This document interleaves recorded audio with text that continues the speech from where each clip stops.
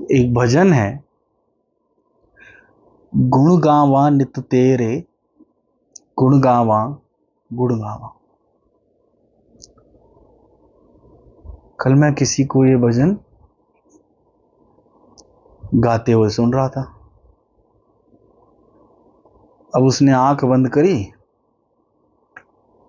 और गाई जा रहा, गुण गावा नित तेरे, गुण गावा गुण गावा। चलो जी, मैं चुपचाप सुन रहा था। मैंने कितना प्यारा गा रहा है। 5 मिनट हो गए, 6 मिनट हो गए। मैंने उससे पूछा, गुण तो गाओ गुण तो गाओ। मैंने कहा, ये तो ऐसी बात हो गई कि मैं प्रीति दीदी को बोल रहा हूं कि मैं आपको खाना खिलाऊं, खाना खिलाऊं। अब खाना तो खिलाओ। नहीं, मैंने उसे बिठा लिया अपने साथ। आपको पता, मैं तो पकड़ लेता हूं। मैंने, भैया गुण तो गाओ, उसके गुण सुनने से बड़ी बात क्या है। मैंने, गुण गाओ। कह रहा मतलब? अरे मैंने कहा, 5 मिनट से बोल रहे हो कि गुण गावा नित तेरे, गुण गावा गुण गावा। गुण तो गाओ। ये तो आप डिस्क्लेमर दे रहे हो। ऐसा ही है ना? ये तो डिस्क्लेमर है ना। डिस्क्लेमर में क्यों ऊर्जा खराब कर रहे हो? ठीक है, जैसे एक्सरसाइज करने के लिए वार्म अप की जरूरत पड़ती है, ऐसे वार्म अप के लिए आपने बोल दिया कि गुण गावा नित तेरे, गुण गावा गुण गावा। अब गुण तो गाओ।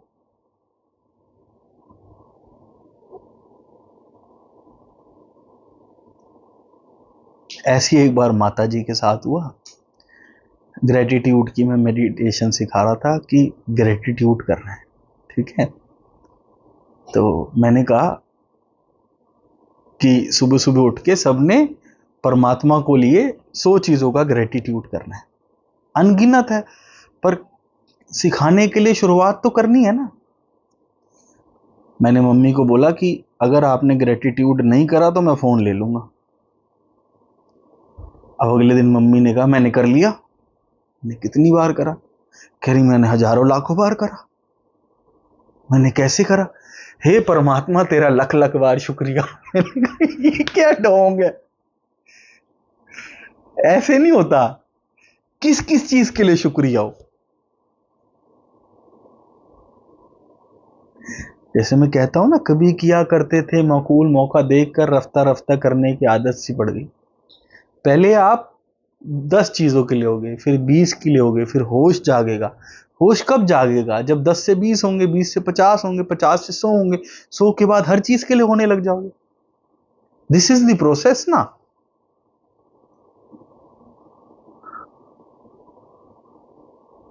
हम इस चीज को क्यों नहीं समझ पा रहे कि अगर गंगा में नहाने से पाप धुलते मेरी जान, तो सबसे पहले उसके बेटे के धुलते।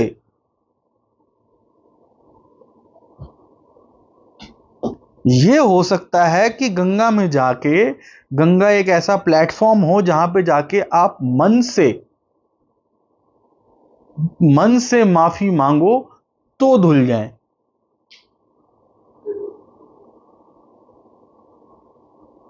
सूली का कांटा हो जाए, पर कांटा तो रहेगा। हाँ, इतनी पावर उनमें होगी कि वो सूली का कांटा कर दें। मैं इस बात को मानता हूं, पर मैं आपको लिख कर कह सकता हूं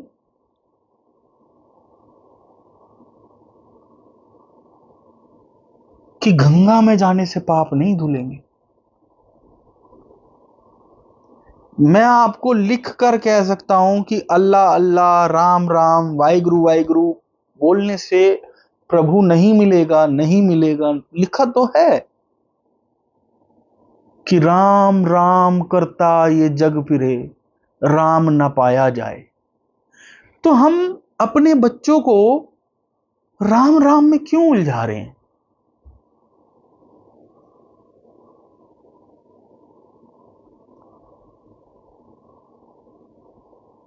हम उसको,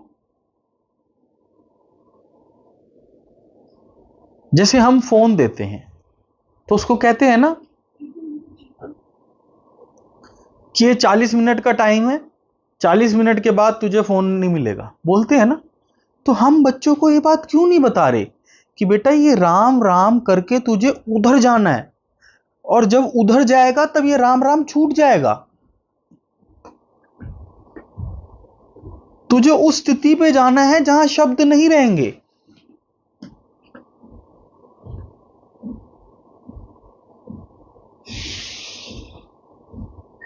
अगर हम कोई भी वाणी पढ़ा रहे हैं, उस वाणी का उसे याद मत कराइए दीदी।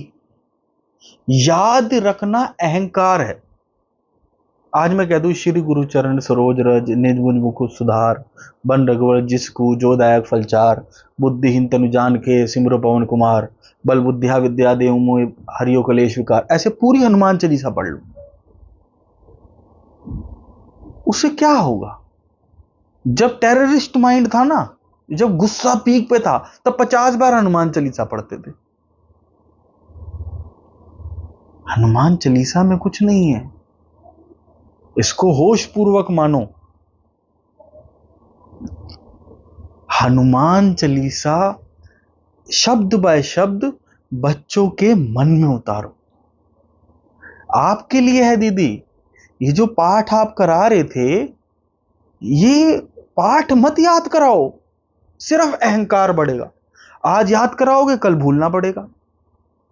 इस पाठ का होश दिला दो। शब्द याद रहना जरूरी है या स्थिति याद रहना जरूरी है? तो शब्द याद कराने में उसकी और अपनी एनर्जी क्यों खराब करनी? एक शब्द, एक लाइन पढ़ो, इसका मतलब बच्चा ये है, याद हो या ना हो उसके अंदर उतर जाए।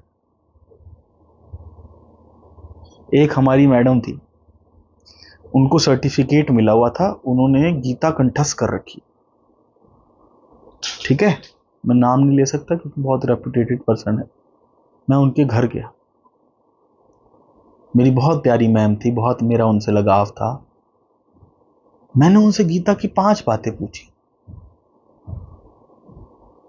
मुझे गीता कंठस्थ नहीं है, मुझे गीता का कुछ नहीं पता, थोड़े बहुत ग्लिम्सेस पढ़े।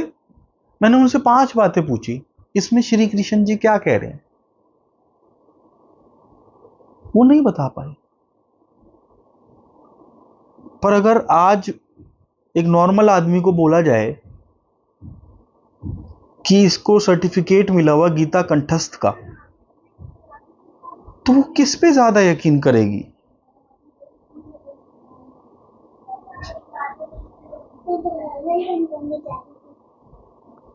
तो वो किस पे ज्यादा यकीन करेगी?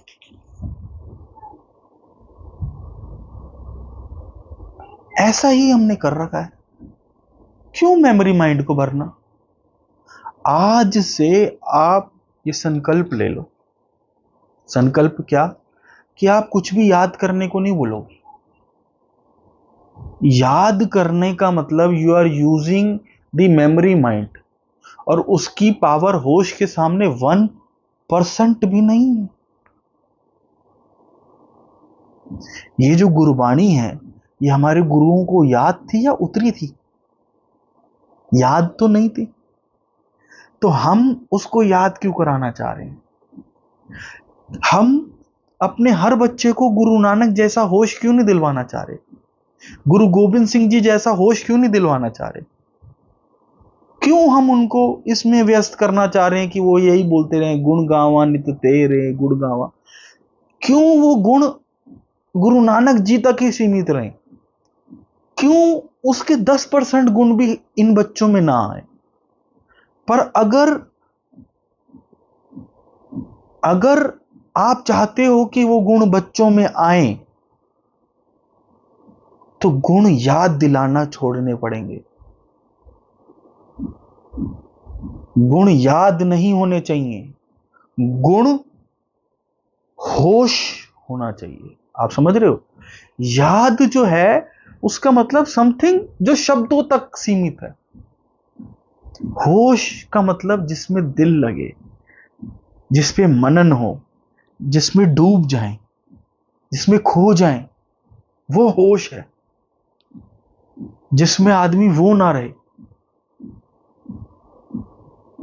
आज से कोई भी, मैं कह रहा हूं दीदी, 1,00,000 बार भी कोई पढ़ लेगा, ये हमारे गुरु कहते हैं कि राम राम करता ये जग फिरे, राम ना पाया जाए।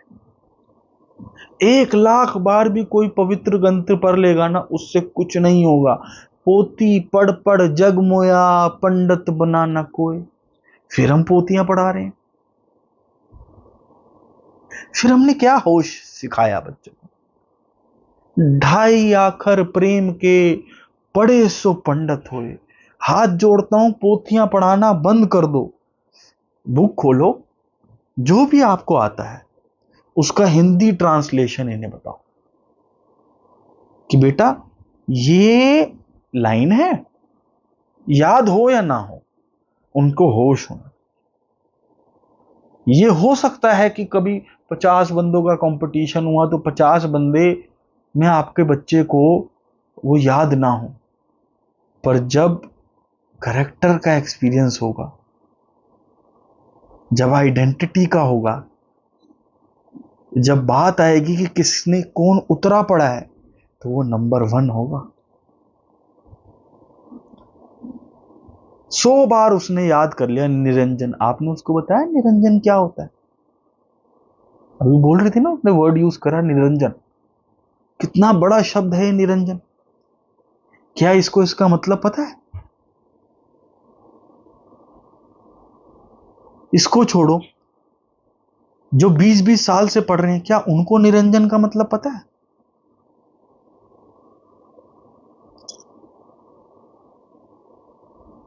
शब्द नहीं दीदी, होश देना है। गुरु गोविंद सिंह जी के गुण नहीं गनवाने हमने, गुरु गोविंद सिंह जी की औलाद बनाना है। समझ रहे हो? उसके लिए होश बताना पड़ेगा। आज इतनी लड़ाइयां क्यों हो रही हैं? हिंदू, सिख, ईसाई ये आपस में क्यों लड़ रहे हैं? क्योंकि होश नहीं जागा। हिंदू कह रहा है कि राम का नाम तो गुरु गोविंद गुरु वाणी में 100 बार है। उसको पता ही नहीं है राम क्या है। राम का नाम सिर्फ गुरबाणी तक सीमित है, कण कण राम है। होश ही नहीं है ना उसको। सिख अपनी बात कर रहे हैं, क्यों? पढ़ी नहीं ना, और अगर पढ़ ली तो उतारी नहीं।